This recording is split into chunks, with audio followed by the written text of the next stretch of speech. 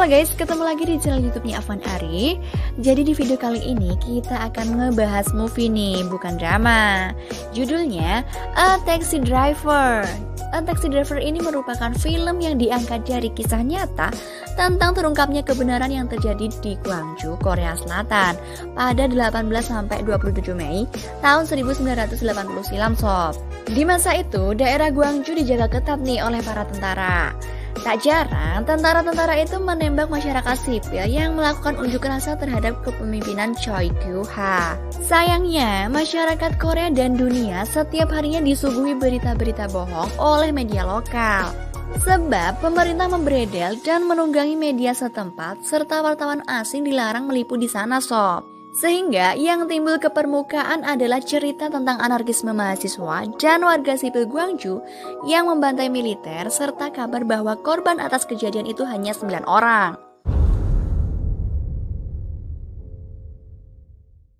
Cerita dimulai dengan adegan di mana Kim sedang mengantar seorang wanita hamil yang ditemani oleh suaminya nih. Dia harus mencari jalan keluar ketika banyak massa demonstran dan tentara turun di jalan. Namun penumpang itu lupa tidak membawa dompet dan tidak membayarnya. Kemudian dia berjanji akan membayarnya 2 kali lipat dengan memberikan kartu namanya nih sob.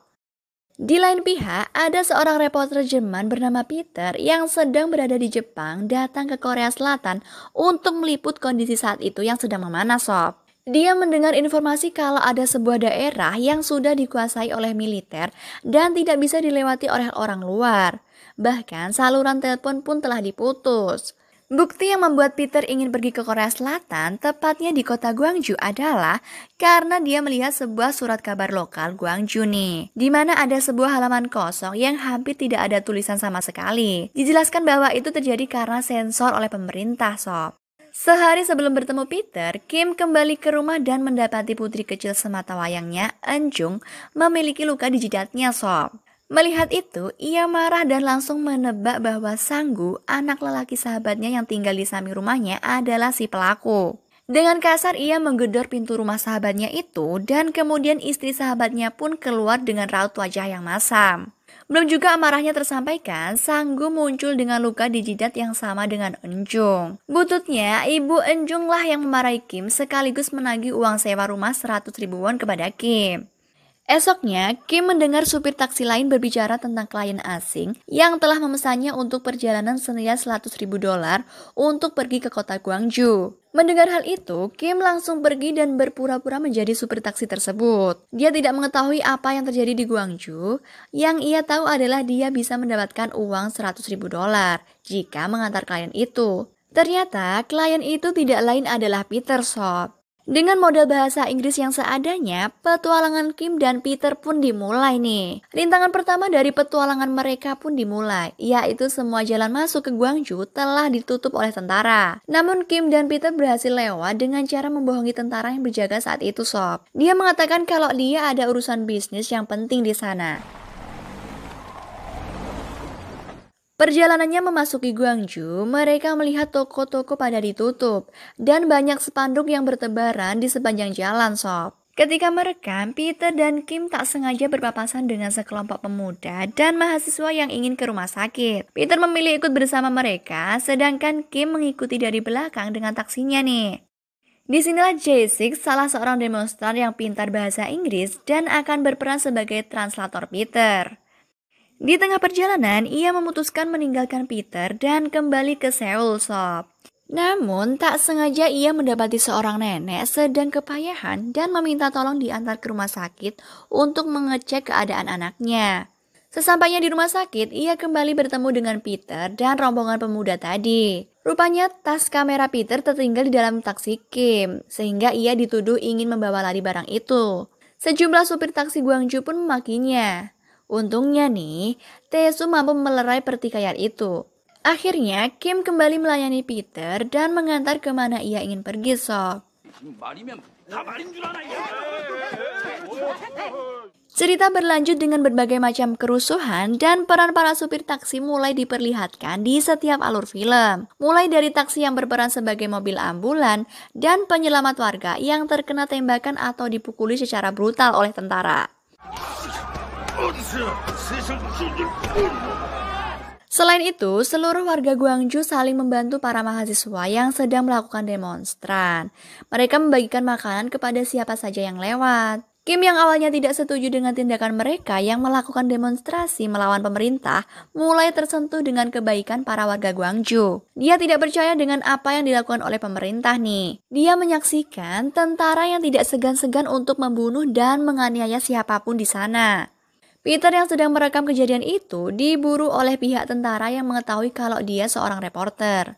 Aksi kejar-kejaran pun terjadi dan Jessica berusaha untuk menuntun Peter dan Kim masuk ke dalam ganggang untuk menghindari dari kejaran tentara. Namun sayangnya Jessica mendapatkan nasib sial sob. Dia tertangkap dan diancam akan dibunuh jika Peter tidak memberikan kamera miliknya. Jessica yang diancam tidak takut untuk dibunuh. Malah dia menyuruh Peter dan Kim untuk pergi meninggalkannya sob. Mendengar perkataan itu, Peter ingin pergi dan Kim terus membujuk Peter untuk memberikan apa yang tentara itu mau agar Jessica itu bisa selamat. Peter yang berlari dengan Kim mendengar sebuah tembakan yang kemungkinan itu diarahkan kepada Jessica.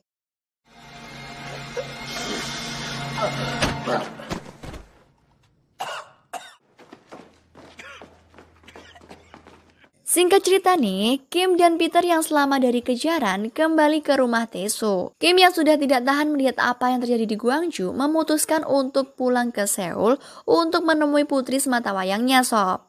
Tae-soo membantu Kim untuk kabur dan setelah berhasil melewati perbatasan, Kim mampir ke sebuah tempat makan dan mendengar percakapan pemilik warung dengan pelanggan lainnya sob. Nyonya pemilik warung berkeyakinan bahwa keadaan di Guangzhou sudah tidak terkendali dan banyak warga sipil yang terbunuh. Pelanggan lain mengatakan bahwa di berita, para tentara lah yang terbunuh saat mahasiswa demonstrasi, dan bukan hanya mahasiswa tapi juga komunis garis keras dan gangster dari Seoul. Mendengar hal itu pun membuat Kim tertegun dan merasa bersalah telah meninggalkan Guangzhou tanpa menolong mereka sob. Setelah berpikir sejenak dan menelpon putrinya bahwa ia tidak bisa pulang hari ini, Kim langsung pergi ke Guangzhou untuk bergabung dengan para sopir taksi lainnya dan bertekad membawa Peter pulang dengan selamat serta membantu Peter untuk merekam semua kejadian yang sesungguhnya di Guangzhou. Sesampainya di Guangzhou, Kim langsung ke rumah sakit dan menemukan Jessica yang telah tidak bernyawa bersama beberapa korban lainnya sob. Keadaan di Guangzhou pun semakin memanas.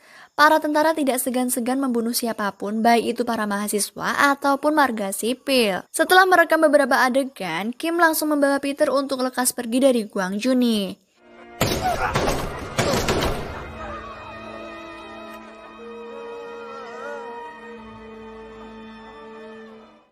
Setiap pintu keluar dari Guangzhou selalu dijaga ketat, namun ada satu tentara yang membantu mereka menyelamatkan diri dengan berpura-pura tidak melihat kamera yang disembunyikan oleh Kim dan Peter di bagasi belakang mobil. Singkat cerita nih, mereka berhasil lolos dari Guangzhou berkat bantuan dari para supir taksi.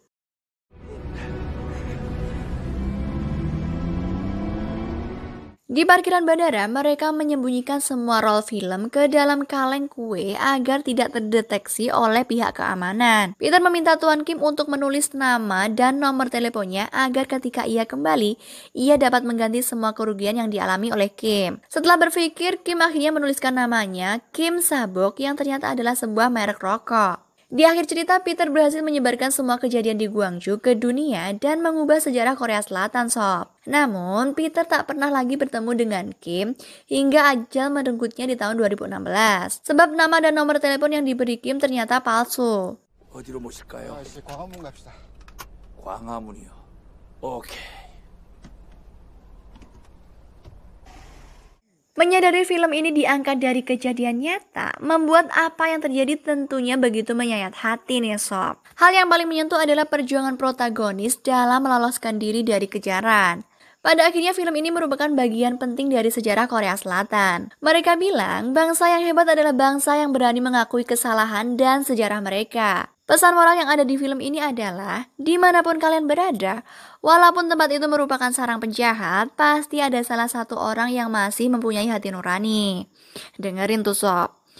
Ini bisa kita lihat pada salah satu tentara yang membantu Kim dan Peter kabur. Pesan moral yang kedua, berhati-hatilah terhadap informasi yang disampaikan oleh media.